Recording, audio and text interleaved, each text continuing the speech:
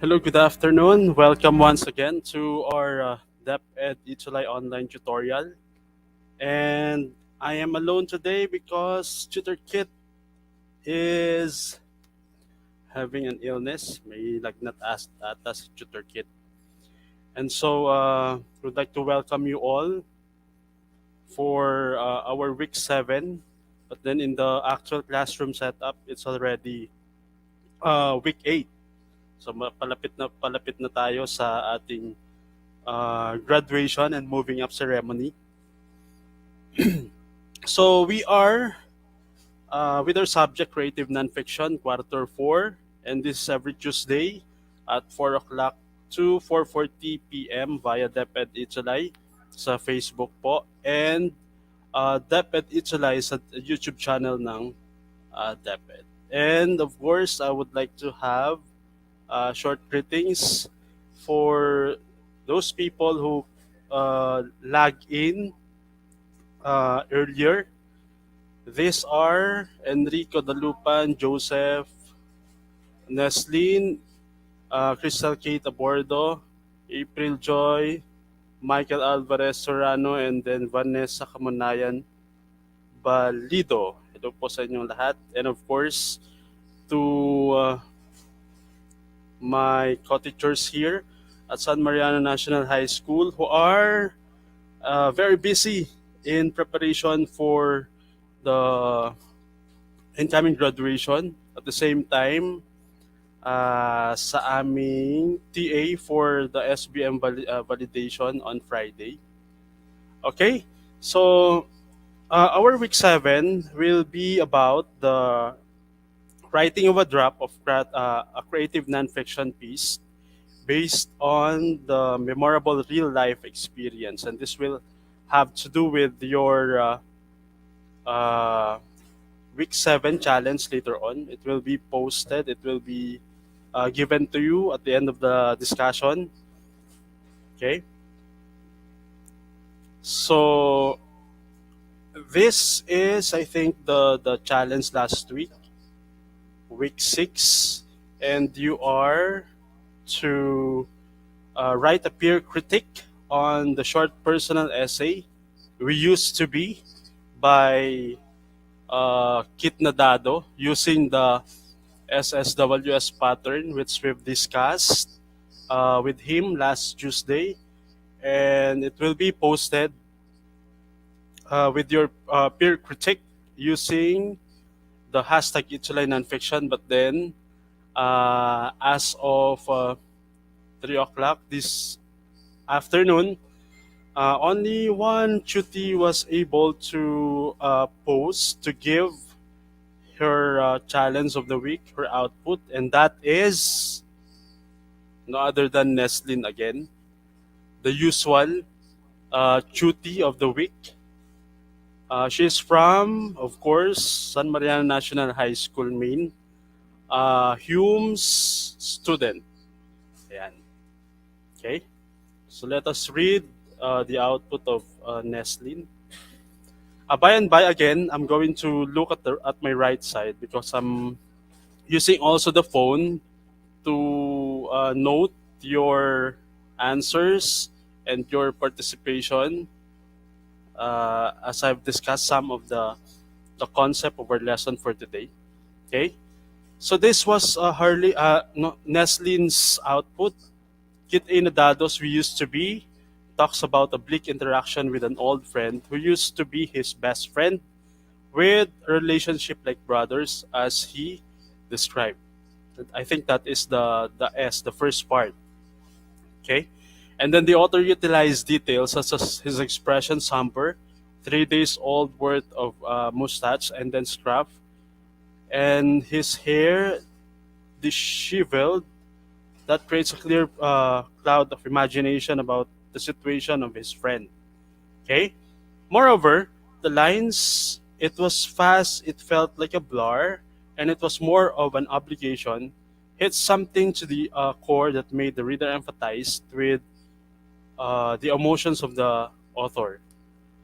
The way that the story was written is great and brilliant, as well as the use of specific details. However, nasa part tayo ng weakness. It would also be nice if some of his friends' point of view was included in the story. Okay, that's a weakness. And then the author can add more information focusing on his friend's reaction about their interaction to justify the last part of the narrative. Okay, that's a good critique, Neslin. And of course, you have used of the SSWS as your pattern. Okay, very good. And of course, you will receive your GCash prize again, amounting to 50 pesos. You just have to remind me later kasi nakakalimutan ko. Okay? And then hi also to Romnick Piano, Hanime Ulep, Kazel Esteban, Ivan Dizon, all from San Mariano National High School. Estudyante ko po kasi itong mga to. And they need to join us to participate in the discussion so that they will have or will be able to do the challenge for our week 7. That is a part of their uh, total grade. Okay? Flash review tayo. So, you're given the directions to identify which part of the SSWS critique pattern is indicated in the following descriptions. Kunwari, nagmamadali tayo sa pagsagot. Okay? So, you have the choices summary, and then strengths, weaknesses, and then suggestions. You have 4. And if we go back to the given direction, you are to identify which part of the SSWS critique pattern is indicated in the following descriptions. First, it cite parts of the work that are praiseworthy and impressive. What do you think is the the pattern? Is it the summary, the strength, the weakness, or the suggestion? If we are already citing parts of the work that are praiseworthy and impressive. What do you think so, guys? Pasensya na sa aking boses at ako'y medyo inuubo. Okay? So, is it summary, strengths, weaknesses, or suggestion if you're citing parts of the work that are praiseworthy according to Neslin, its strength? Is it so? Hello, Ma'am Nova. Good afternoon po. I'm alone, Ma'am Nova. And the answer is, tama nga si Neslin, its strengths. So basically, you can immediately tell that Neslin was focused on the discussion last time. She was able to answer the first statement correctly. Okay, let's move on to the second item. It gives basic information about the work, including the author, the title, and the synopsis of the work. What do you think is the answer? Joseph is also correct with our item number 1. What about for number 2? It gives basic information about the work, including the author, the title, and the synopsis of the work. Ito madali because if you have noticed the example of Nestle a while ago, nakita doon agad yung the name of the author, and then you also have the title and then the short synopsis, including parang isang sentence lang siya, one sentence or two sa kanyang synopsis. According to Nestlin, it's the summary. What about the others? What do you think is the answer for item number 2? Kasi mag-aantay tayo ng konti. So, sige, let's reveal the answer for we have already consumed 10 minutes. Kailangan mag-move on tayo. Pwedeng nakastick. Yeah, the answer is summary. Tama ulit si Neslin. 2 out of 2 for Neslin. Okay? Next. After introducing a weakness, you are going to make an actionable suggestion to improve it. I think the answer is already given in the statement itself. Kaya madali lang. Ayan. Joseph is also correct for item number 2. It's summary. What about number 3? Of course, your answer is supposed to be suggestions because you already have the clue with the item that we have doon sa last part. Okay? Moving on, so we have now the number 4. We need to have 4 items because the SSWS includes 4. Okay? So, sa number 4, yes, you're going to cite 1 to 2 things in your peer's work that needs improvement. Parang yung example kanina, some of the weaknesses or a weakness has been cited and then parang may sumunod doon. Okay? A part that needs to be improved. Nabanggit ko na ata pala yung sagot. Sorry. Ayan. For number 4, according to Neslin, it's weaknesses. Weaknesses. Yan. So that concludes our flash review. So we have the summary, the strengths, the weaknesses, and then the suggestions. This is basically the pattern which we must follow when we are doing peers critique. Okay?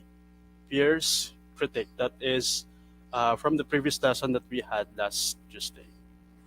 And so today, we'll have the week 7, which is about the beauty of drafting and revising. Yan. Meron nga bang kagandahan sa pagre-revise at pagde-draft? Malalaman natin. Okay? So, for us to begin, may we have siguro a minute to answer as fast as possible this specific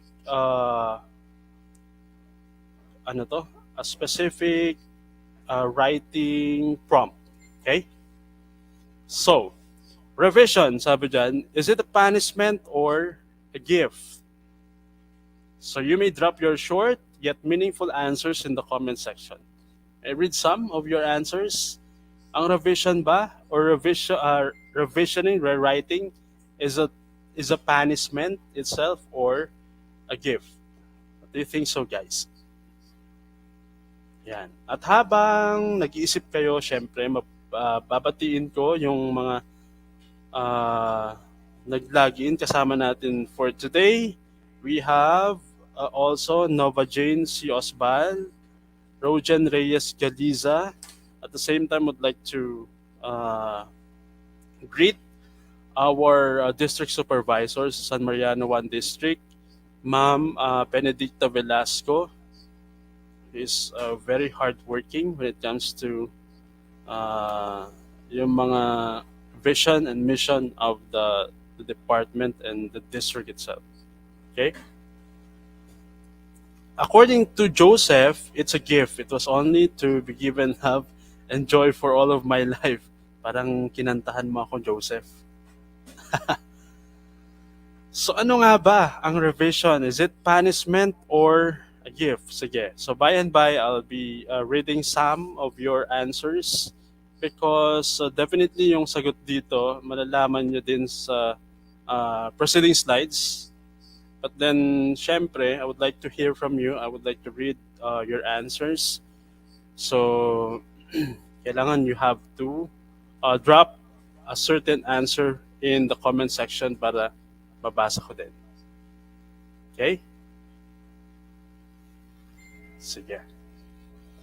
So, pag sinabing revision, it's a process of looking back on your writing.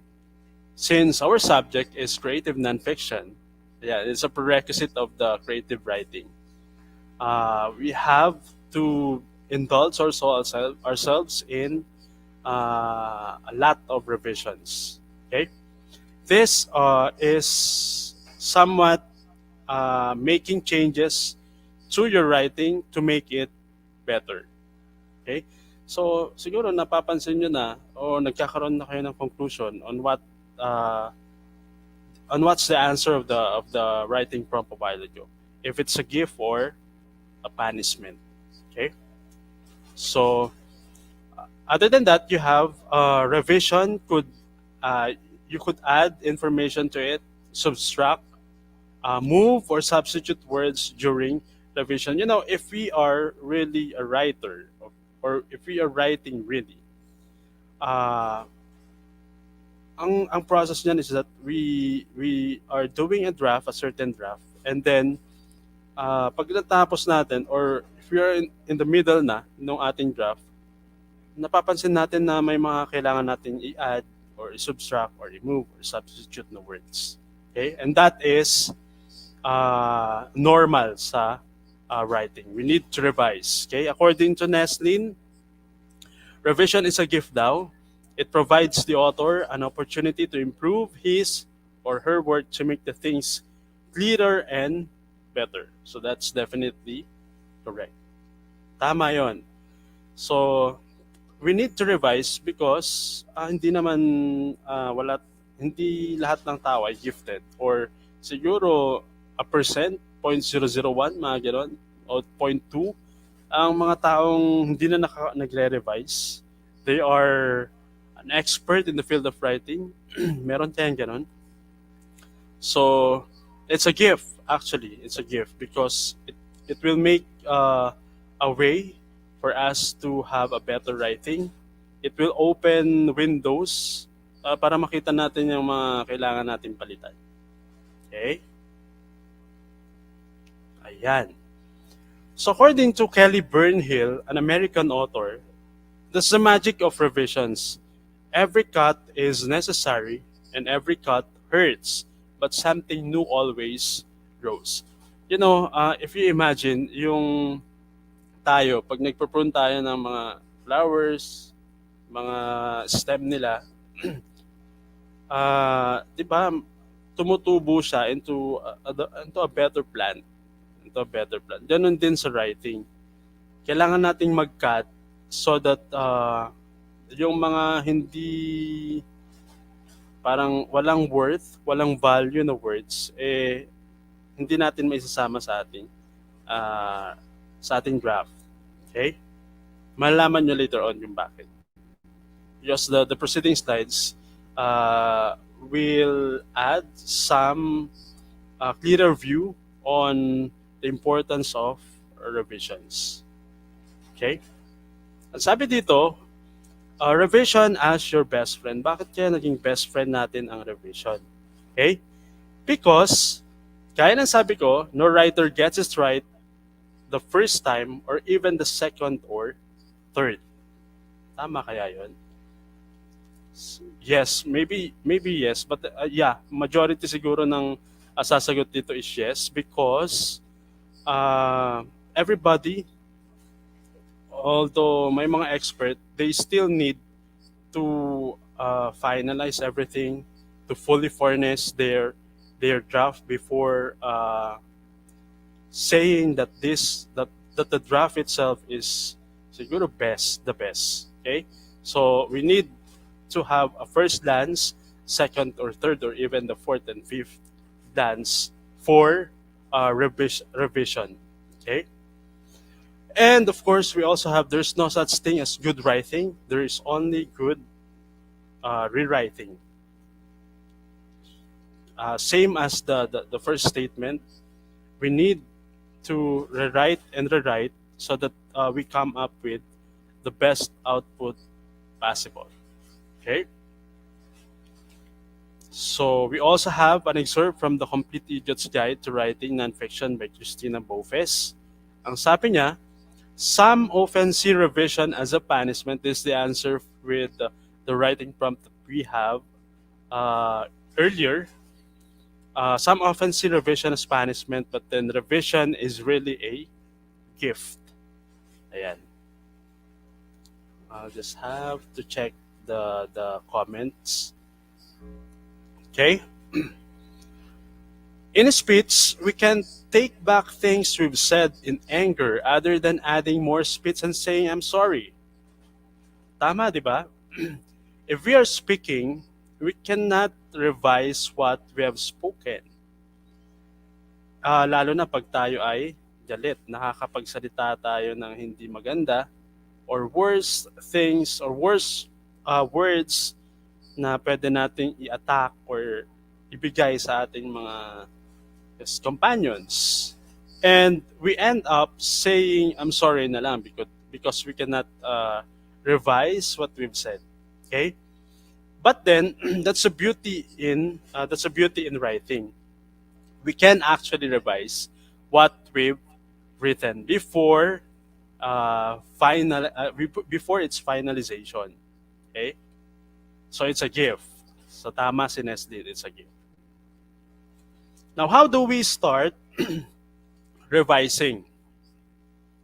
Hello din kay Floris Suarez, Christine Joy Baliwag Santiago, and hi sir, Darius Agmaliw.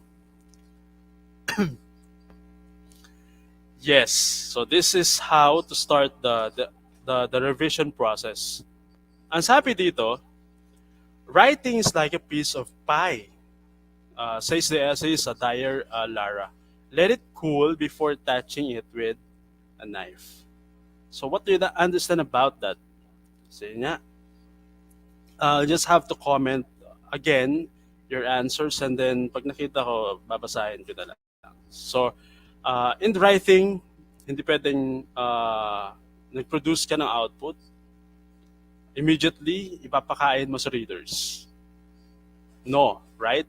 Because, of course, say for example, sa isang article, say you're a writer for a certain magazine or whatever, okay?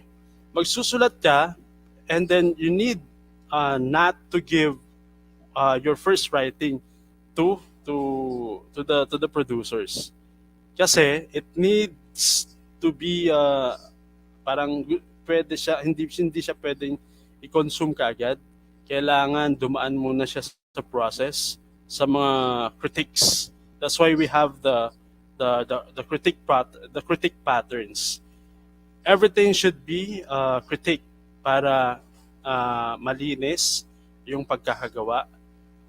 Walang aberya later on during the final printing. Okay? So para siyang pie. Kailangan palamigin mo muna para masarap bago kainin. Ganon din sa article. Okay? And yan. Included in the revision and how to start revising is that you have to ask yourselves the following questions. First, what did I learn from the piece? So, yung value ng piece nakabatay sa learnings ng mga readers. Just like we in the DepEd, sa mga lessons, we always have the valuing. What did the learners learn from the lesson every now and then doon sa mga discussion. Okay? Same as true in revising. So, we have to ask ourselves, what did I learn from this piece? Next, what surprised me in writing this piece? So, kailangan may sense of surprise. Hindi pwedeng sulat lang ng sulat without parang wala siyang surprise na effect doon sa reader. So hindi mako-quote yung attention ng readers without this particular aspect, surprise. Okay? Third, what stands out as being the most important in this piece? So kailangan when you write, basically ang fina-follow natin a certain theme or a certain subject. Kasi we do not write alone, somewhat, ng isang article without a particular theme or subject. Napakahirap nun. Okay? So we need to point out what's important with the piece. If It's related, it's relevant to the needs of the people or sa experiences ng people. Makaka-relate ba sila sa piece na yon or hindi? Okay? Sige. So, aside from those questions, we may also ask a question with a friend. So, parang peer tutoring, peer thinking. Okay? So, these are the questions that needs to be answered through a friend, through a friend's feedback. First, what do you remember most about the piece? Siyempre, tatanungin mo yung katabi mo or yung reader mo na friend if what specific thing did he or she remembers with your output. Okay? And then you have to take note of her details, of his details. Para alam mo by and by kung ano yung mga dapat mong input when you will do your second draft. Okay? Your second article. Next, when were you most interested? Same with the first one. Kasi if someone remembered something, that something is supposed to be the thing na interested siya. Okay? And then, what do you want to know more about? Okay? Ang reader kasi, especially if you are a good reader, you wanted to ask for more details. You don't stick with a certain detail alone. Hindi pwedeng kung ano yung nabasa mo, yun na yun. Because a good reader is someone na mag-aas ng tanong kung meron pa bang mas malalim na mga pinanggagalingan ng mga experiences and the words that we encounter every day para medyo if that is something to do with has something to do with the article. Okay? Okay. Moving on, we also have what drag in the piece. So when you are reading, ano yung humihila sa'yo para basahin yon? I myself is a fan of feature writers that when you read articles such as feature, na-amaze ka with the use of words, with how the flow of the ideas, the organization of the thoughts of the writer, kung paano ginamit yung mga sensory images, symbolisms, styles, and techniques. Same goes with when someone is a good editorial writer. Parang ganun din. Because you will definitely be dragged to read that certain piece if you have noticed something na valuable. Okay? And then you also have what do you think it's about? Okay? Medyo mababaw na yan. What do you think it's about? Okay. Next, you're going to take a look at your beginning and concluding paragraphs. Kasi, when we write, especially in essay, the beginning paragraph, the opening statement, should jive with the concluding paragraphs. Kailangan yung opening has something to do with the body, and then of course hindi mawawala yung connection ng opening to that of the concluding paragraphs, and that is alignment. May alignment kasi pag hindi naka-align, syempre papasok tayo sa iba't ibang hall, hindi na natin ma-organize yung ating thoughts, and the readers would exclude reading your article. Okay. Next, do you have a single focus? So meaning to say, when we hope to align our article from the beginning down to the concluding paragraphs, we are considering a single focus. Hindi dapat tayo mawala sa ating subject. We're given a theme or a subject, we have to stick with with that subject. Hindi pwedeng maglagay tayo ng iba't ibang ingredients just to satisfy our personal needs when it comes to reading. We have to stick with our focus so that the readers will not be misled with regards to their reading process. Next, did you write your way to a more interesting idea? Yan. From from maybe the least interesting down to the most interesting, or uh, parang inverted pyramid na the most interesting down to the least. Okay, pwede rin yun. And so, what do you need to keep and take out to keep this unity of focused? We need to ask ourselves, ano nga ba ang ikikip ko with my statements, with every sentence that I'm throwing, I'm writing in that article? At ano naman yung iti-take out ko that has no bearing sa aking article? Okay? Next, revising at the paragraph level. Kailangan kong bilisan because it's 4:31. Take a nonfiction piece that you've written and outline it afterwards. Ayan. And then in the margin next to every paragraph, you're going to write 2 or 3 words of what the paragraph is about. Do they all fit your focus? If not, then you go back to the first statement a while ago. You have to cut out or keep out those words which should not be included in your paragraph. Next, helpful questions to get feedback.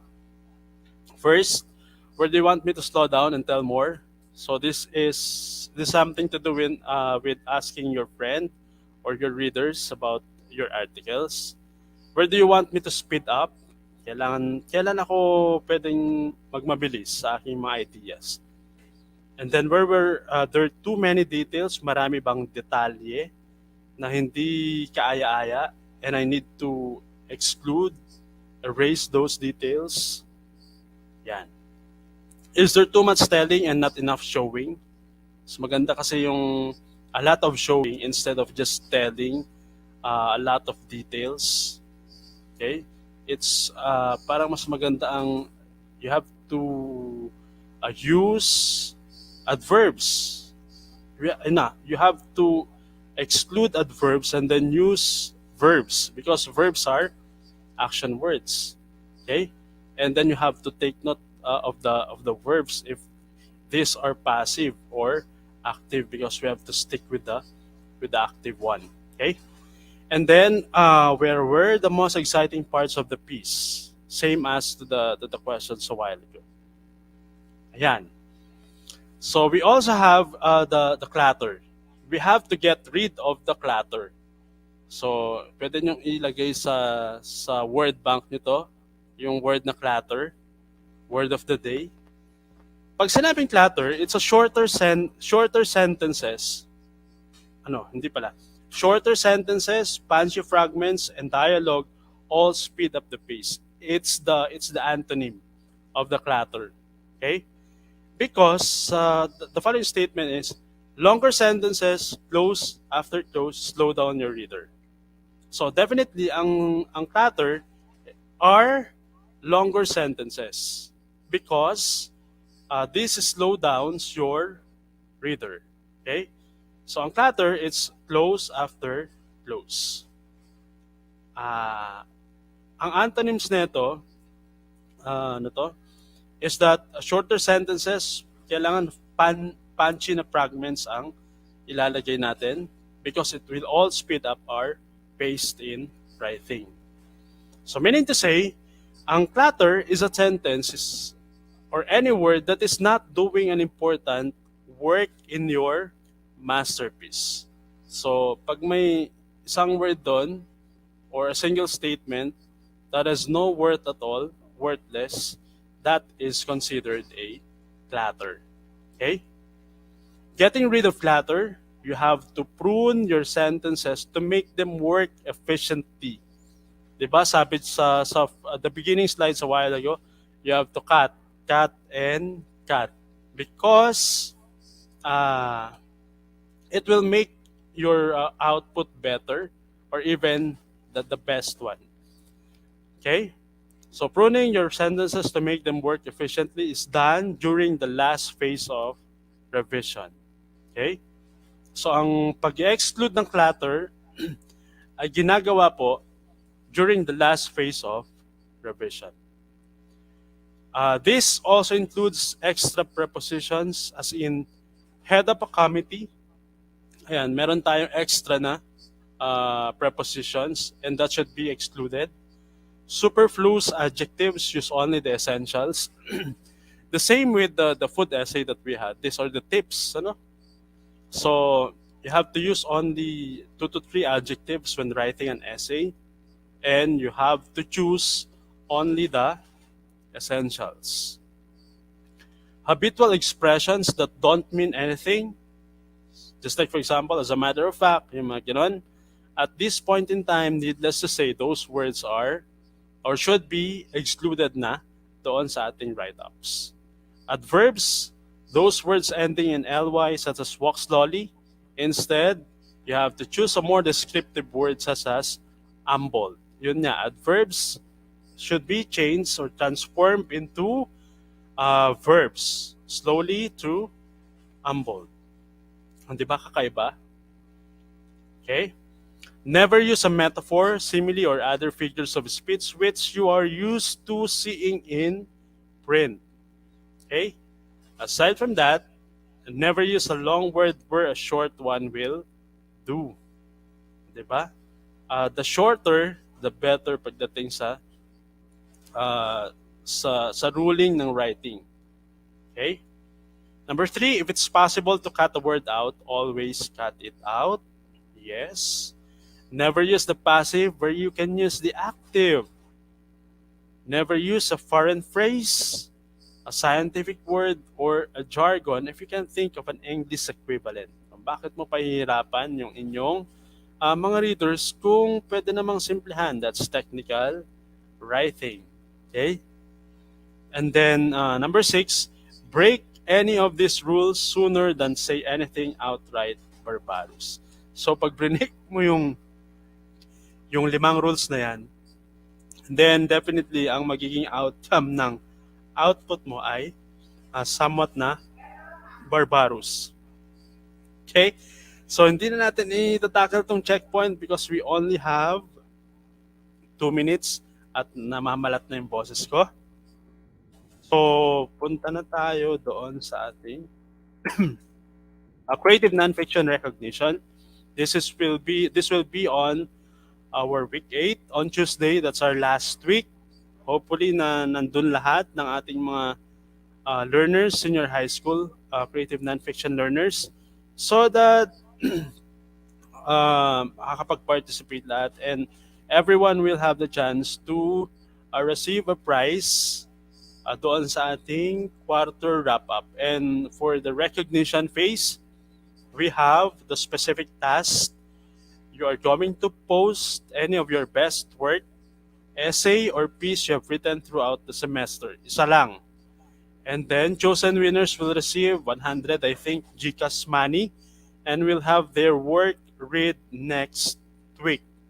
You're going to post your best work using the hashtag Ituloy Nonfiction, or you could just tag us, Tutor Kit Nadado, and I, in our Facebook account, so that we'll be able to read it as fast as possible. Kasi pag tinatag nyo, mas mabilis.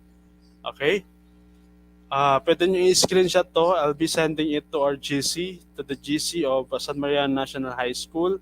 And we'll be posting din siguro, if I could still remember this one, tomorrow, kung may time ako na mag-post. But then definitely, it will be posted in our GC. Okay? And I'll be ending up with a quote from Richard Branson, and it goes this way: every successful story is a tale of constant revision and change. And that has something to do with our lesson for today. Constant revision and change equals success. Thank you for tuning in with me today. And this has been your tutor, Jerry, saying goodbye for now and see you again on Tuesday. Thank you.